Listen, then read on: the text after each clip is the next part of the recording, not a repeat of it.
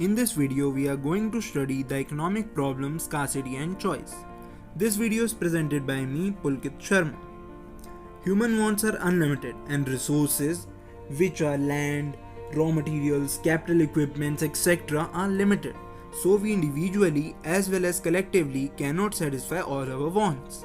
This gives rise to the problem of how to use scarce resources to attain maximum possible satisfaction of the people.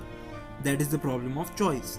This is generally called the economic problem as it lies at the root of all economic problems faced by the society. Every economy, be it capitalist, socialist or mixed, has to deal with the economic problem. Do developed countries faces the problem of scarcity? What do you think? I guess many of you might be thinking that the developed countries will not face the problem of scarcity as they do have more resources than the developing countries, right? But this is not true.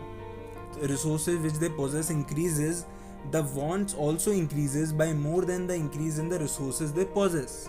So at the end, their wants are more than or we can say their wants are ahead of their resources as well as their capacities to produce. So in this way, developed countries also face the problem of scarcity.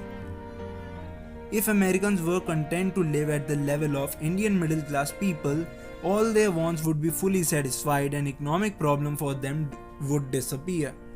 Yes, it is true. If Americans choose to live the life of Indian middle class, then they do have appropriate resources to live that life, and the economic problem for them would disappear. But in actual scenario, this is not true, right?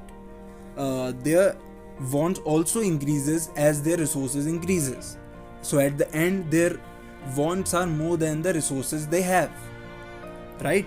So in this way, they also face the problem of scarcity.